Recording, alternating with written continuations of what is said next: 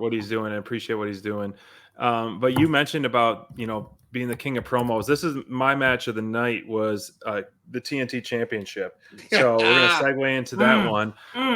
Not only for talk about long-term storytelling, but just smart. Obviously, these guys are multi-year vets, just smart wrestling, smart match, another brutal match as well. Bring out all the stops from fighting in the crowd to flaming tables, to stomping someone's head on the steps, and to getting kicked in the nuts. It had everything in between, as you expected in a no holds barred title match, no DQ match. And so it was, I think the biggest swerve of the night was that whole cash in the championship. I honestly didn't see that coming. That's cool. That soon. And so, and to piggyback on what happened on Dynamite, it was a fantastic, one of the best promos that Christian Cage cut. But overall, I think as we discussed at the top of the show, the last three matches, I couldn't watch this live because of work. I started at this match. Okay. And then, I watched the last three matches first and then went back. And I was like, dang, one after another. It was just like top tier matches. And so this one I was most excited for going into it to figure out the result. Storyline, I was most excited for the main event to see how they would, have that kind of come to a conclusion per se. But this one, I was just like really, really excited because these guys can go and are in awesome shape and are near the top of their career stuff, what they're doing right now in terms of Christian Cage, at least. The storytelling, the veteran storytelling, the brilliance of this. One of the things I'll add really quick before mine can jump in here is just I feel like, as Tony Khan has talked about, right? There's like AEW is always always under criticism, right? No matter what they do, there are always those critics out there that will say, this or that. And I felt like this was as beautifully written or as perfectly booked as it could possibly be, right? Like going into it, you're like, man, Adam Copeland, he's a huge signing for them, a Hall of Famer.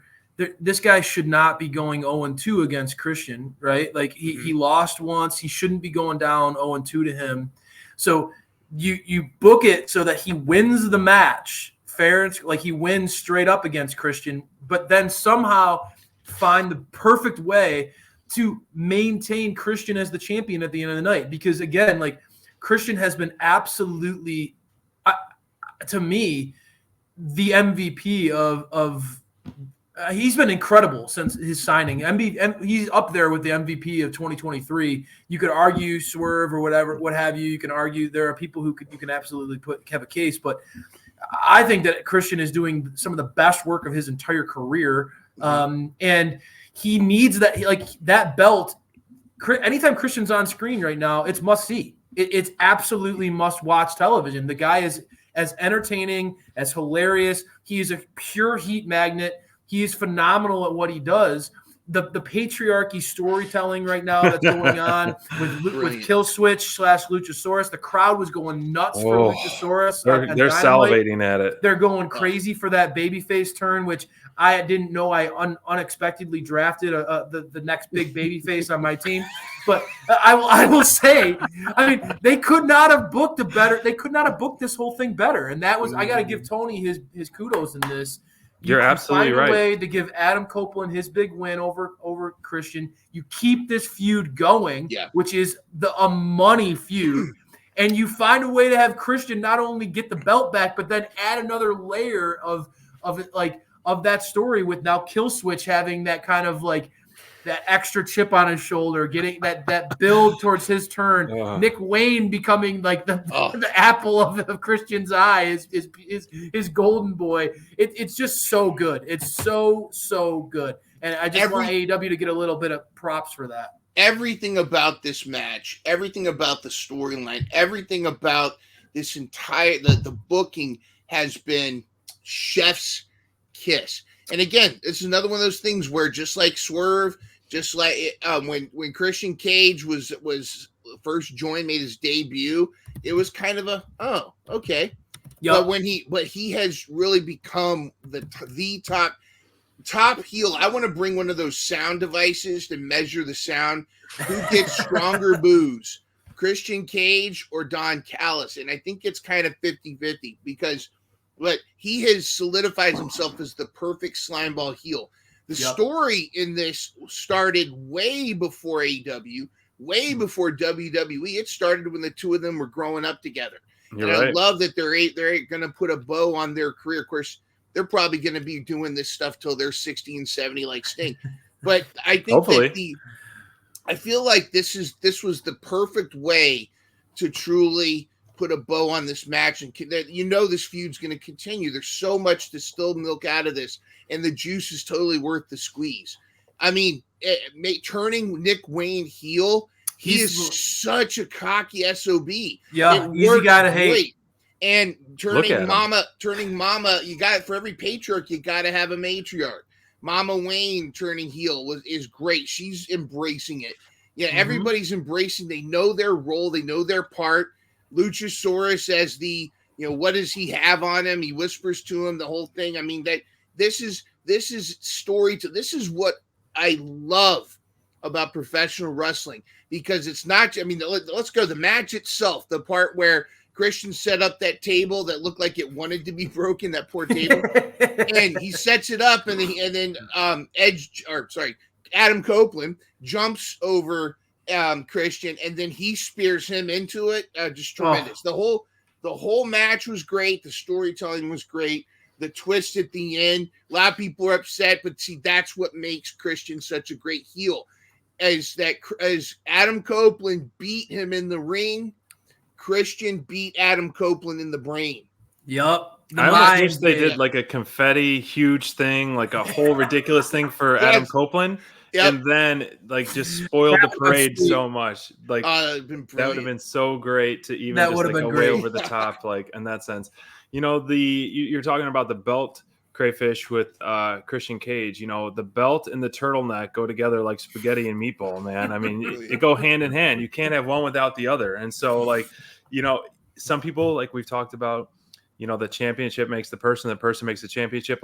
This is one where it's 100% he needs that belt just because it gives him that extra edge of cockiness, extra just swagger with it. He would still work 100% without it, but it just adds that extra cherry on top, just giving us, wanting to hate him even more because he's just this ruthless champion. I would argue, SPD, that this is a rare example where it fits both. This is one of those few moments where it's like the belt is making the character or the individual feel more important because, like you said, Christian as this over-the-top, cocky, just insufferable heel, having that gold over his shoulder and putting it and having it as sort of a trophy to not only put in Adam Copeland's face, but also Killswitch's face and the fans, right? He can do it with the fans. It gives him a piece that he can throw as leverage to make him feel that much more important.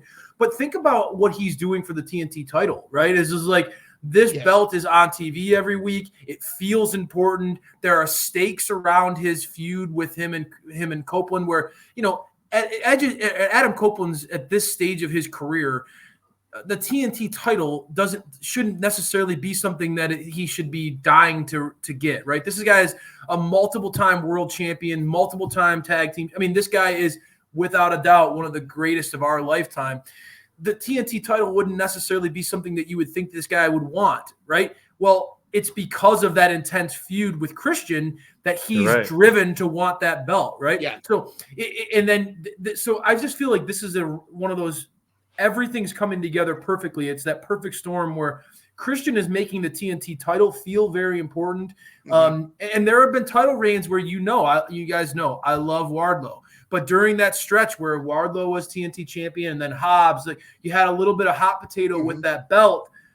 It lost some of its luster. It didn't feel as important. From the earlier days when Cody and Darby put in great work, Miro had a great run. Yes. Brody Lee, right? There were some really great championship runs.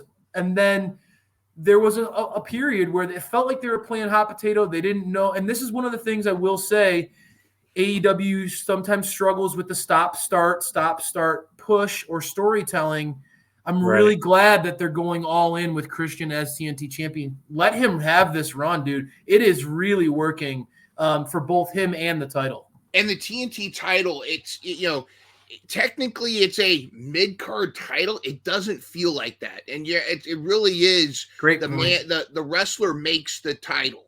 You could say the same about Julia Hart with the TBS title. It's like and the chase is what's important. And I remember way back, Triple H in WWE, actually it was still WWF at the time, he made a comment about how he wanted the WWE world, he wanted the WWF title and he made it desirable, and that's what other people want to get it too. And he talked about how that's a sign from the company that they feel confident of putting you on the thing. And it's the desire, it makes it desirable, and it makes it builds value into that title, like you're saying.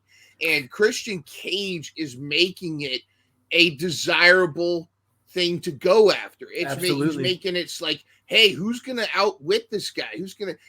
Not even Adam Copeland could stop him. Exactly. A guy who's known him his entire life, right? And mind, to your point, right? Like in AEW, there are a ton of championships, right?